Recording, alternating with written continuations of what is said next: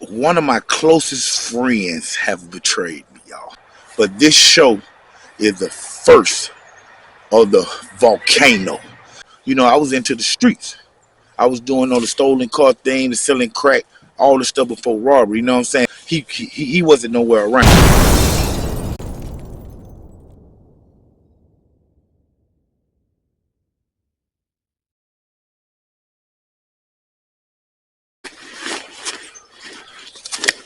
Okay, what's going on, man? I want to welcome y'all to a special snowy edition right here in Georgia, man. Underground Source TV right here, and this is an exclusive story I have to tell y'all, man. And it's a deep cut story. You know what I'm saying? One of my closest friends have betrayed me, y'all.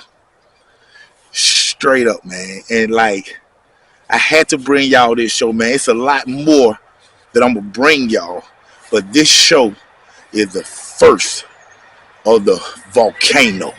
Just know that. And this is real talk, man. This guy that I grew up with, man, from knee high, used to be in groups together. You know what I'm saying? We used to be in like elementary school groups, Dangerous D's, me, Don Terrell, my cousin Don Terrell, and Big Donnie, doing the Michael Jackson and stuff like that. So just giving y'all a outlook on how close we were. This elementary school, you know what I'm saying? And we grew up, him in the projects, me on the hilltop. As we grew up and got older, I was into the streets. I was doing all the stolen car thing, the selling crack, all the stuff before robbery. You know what I'm saying? He wasn't nowhere around. You know what I'm saying? Pretty cold out here, but he wasn't nowhere around in the streets when I was doing these things. Me, Bowleg, Punkin, Rico's, Kiki's, all of us, Little Tony's, and all of us. You know what I'm saying? He had a different lifestyle. You know what I'm saying? He hung with the cats that went to school and did things like that. It wasn't until I got out of juvie hall for doing like a year for drugs or whatever, that I had like felt the calling of rapping and stuff. You know what I'm saying? Listening to Spice One, things like that. But I found out that Holmes, you know what I'm saying, that I used to kick it with when we was in elementary school, I found out that he knew how to rap. You know what I'm saying? So I went and hollered at him one day. You know what I'm saying? And he kicked something for me, And he was very versatile for as with his voice, but it was more on some hip hop, beat the bop type music. You know what I'm saying? So when he heard me rap, I rap what I was living. You know what I'm saying? That was the streets, selling crack, stealing cars, things of that nature.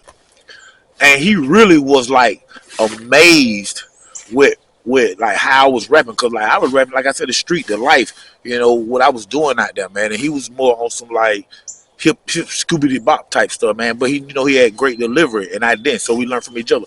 But it was like we grew up, he started coming up on the hilltop where I was, you know what I'm saying? Well, we was putting it down there, selling dope, doing all this stuff. And at this time, I had picked up the pistol. You know what I'm saying? So when he came up there, everybody really was like coming to me, saying stuff to me like, what he doing up here? You know what I'm saying? But I was telling them like he make music and he rapping stuff, moves and try to put something together. You know what I'm saying?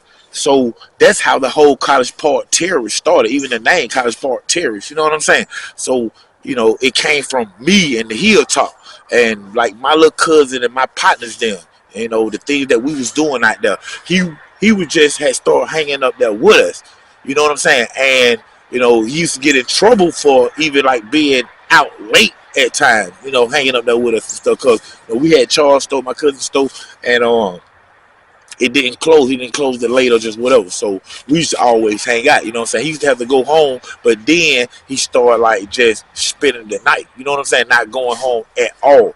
So with that being said, he went taking baths and stuff like that. My cousin, my family, they was like probably give him some boxers, give him some socks and stuff. But he still would take baths, so he still be like, spanking and funking and stuff, man. But we just dealt with it. You know what I'm saying?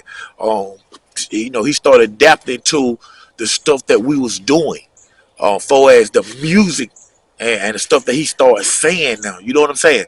He started rapping about the guns, the pistols, and all that stuff when it was me who was toting the pistol. You know what I'm saying? It was me who had just did that robbery and came back to the hood. You know what I'm saying? And he out there and gave him a little something, stuff like that. But he wasn't doing none of that stuff at all. You know what I'm saying? We end up Orlando Harper. Orlando Harper was a big time dealer back in the days and stuff. During this time, he took us up under his wing and started like executive produce finances and things like that with me and Donnie. You know what I'm saying? And another guy, L Train, who's in College Park Terry's. You know what I'm saying? Started doing shows, Tamika Scott Escape, things like that around town. You know what I'm saying?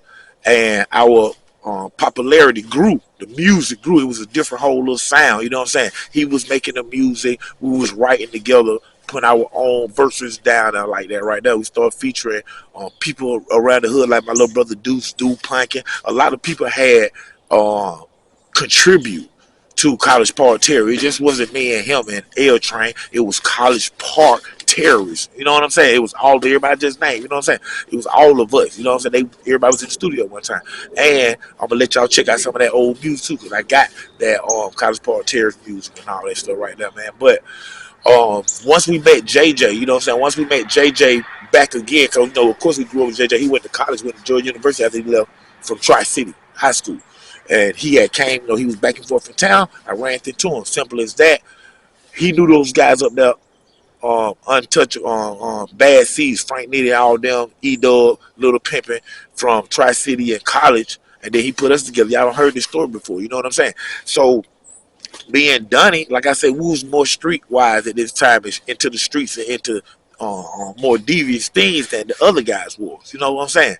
And with Donnie following my lead because he didn't know anything of the streets at all, like anything from cutting a crack rock to robbing somebody. He didn't have a pistol. He didn't tote a pistol. He would just walk with me. You know what I'm saying? So he had a deep voice. He had a deep voice that was very intimidating.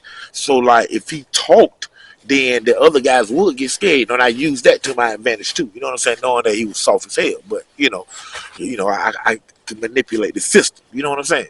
So as we was growing up, like I said, we met Frank and all of them, and that's when the Untouchables started. And even those guys had adapted to what me and Donnie was rapping about, which was really what I, out of the whole group, was really doing. You know what I'm saying? It wasn't nobody in that group tying nobody up for 5, 10 keys of cocaine or 20, 30 pounds of weed and $60,000. Nobody wasn't doing that but me out of the whole Untouchables group. Straight up. You know what I'm saying? So as y'all know, the story, time went on, and Frank Nitty ended up getting popped and going to the face, and everybody go their own ways. When I say everybody go their own ways, of course, me, Donnie, we more into the entertainment, our parents, and how we grew up. So we stayed doing our thing along with Little Pimpin', but he was had other things going on like with wives and children and stuff like that. You know what I'm saying? But we all kept in touch. You know what I'm saying? Smack E-Dub, Eric Jones, he ended up going to get his own company. The whole story just like CB4. You know what I'm saying? He went to go got his own company, electrician doing his thing like that. Me and Donnie was still in the streets. You know what I'm saying? Because that's all we knew in College Park Project. You know what I'm saying? So during that times Pimpin' came out and hung out with us in the projects and all that stuff like that. So we was back into the streets. You know what I'm saying? But me, I always kept my hand in something. I had a cousin that knew people from the club, started working at the club. I got a day now, man. I started doing show, wet t-shirt contest. I always was thinking of how to live and how to get a step ahead. You know what I'm saying? Donnie at this time, Donnie is just floating around. You know what I'm saying? He doing little mixtapes here and there, and like different drug dealers like might be taking him up on his wing, promising things, and he ain't never happened. Very talented guy and all that stuff. You know what I'm saying? But he was easy for the drugs. You know what I'm saying? He had fell into the drug because being around me on the hillside, we was snorting stuff. He wasn't doing none of that stuff. You know what I'm saying? He had just started smoking weed. Yeah, with me, he want to be like us and what we doing out there, and everybody wasn't doing it. It was only a few of us. You know what I'm saying? So he ended up getting the coke. He want to get on the coke. He get on the coke. Now he on the coke, like straight up and down. And then he changed to a whole different person. Everybody's saying it. You know what I'm saying? But we were still doing our thing. You know what I'm saying? And that's when, like, me personally, I'm doing robberies and all that. Even if I'm working here, working there, coming to my left, I'm gonna do what I'm gonna do. You know what I'm saying? And at different times, I pulled Donnie in on these things. And when I pulled Donnie in on these things wasn't no big cables and stuff. Crap game, robbery, and maybe a house invasion right now. Nothing else. Wasn't like he was doing kick those with me or none of that, man. You know what I'm saying? Because I knew who he was, and I know first 48 would break his ass like right off the rip. So, you know what I'm saying? I ain't even thinking about taking him with me on no big capers or none of that. You know what I'm saying? I might need his help on something that was gonna happen right here and right there. You know what I'm saying? Like Ludacris them thing, little Arby, little fake, that little whole little crap game robbery scene right there. He helped me on that right now. He ain't had no gun then. He ain't never carried no gun. Wasn't tough to carry no gun. Who he gonna shoot? You know what I'm saying? So, that robber, I just say, hey, Danny, stand right there. They try to run, just stop him. He gonna say, hey, yo, don't go nowhere. You know what I'm saying? It's real talk, man. So he wasn't never no street dude that did anything for as putting in any type of work. You know what I'm saying? All the work that I had put in before he even came to hang with me on the hilltop, because that's what he was doing, just hanging. You know what I'm saying? His source of income at that time was his mama check. She was getting welfare check. Rest in peace, Miss Vicky. You know what I'm saying? And that was the crazy part about it, man, because everybody on the hilltop, from my cousin C to Ro to Noree to Tommy to Maine to everybody that was up there from the hilltop, man, we knew the rotation of Dunny. Like at the end of the month, on the 28th, 29th, Donnie had been up there with her, we'll say that whole entire month mostly. And, what we eat on the hill, you eat. What we smoke, you drink, like that. It's all in one. You know what I'm saying? You don't got no money, you going to be carried because we a family. You know what I'm saying? And on the 29th of every month, Donnie used to go home. Been up there with us for 2.5, 3 weeks. Spending the night. Every night that he would went home but come right back up there. But he spending the night up road or sleeping over here or sleeping over there on the couch. You know what I'm saying? We ain't never let him take off his shoe. Not even the heel. We ain't let Donnie take his heel off. Because he'll funk up the whole month house. Real talk. It's real, man. You know what I'm saying? So on the 29th of every month, he used to leave and go home. I'll be back, man. I'm finna go get something to eat, man. Something like that right there, whatever. And then he used to leave. Then we ain't never seen him no more. He'll be gone for like a week and a half. He'll come back like every month. He used to come back on the hilltop. It used to be like maybe like the 8th of every month. He would show back up. And at first we didn't know what it was. You know what I'm saying? But then we found out, like we caught it. Like his mama got the check, welfare check, like some of us parents did, our parents did or whatever. Got the welfare check on the 1st of every month. And then he used to go home a day or two before the 1st.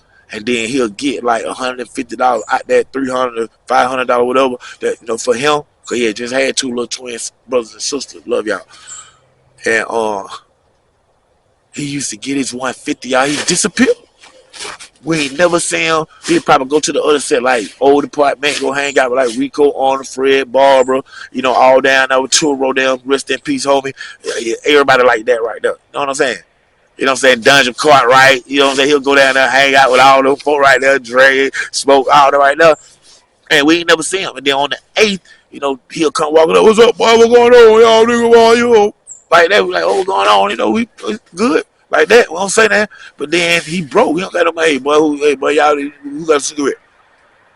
Like, hey, man, like that. He used to do that all the time, man, until we start saying stuff. My little cousin wrote down and start saying stuff, man.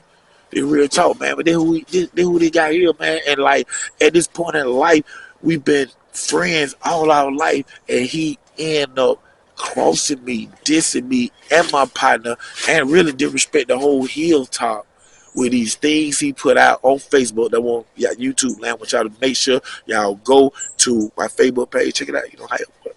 But he put these things out, man. They made songs about my partner. They just made a song about me not knowing that I evolved into OG Black Butt 3700.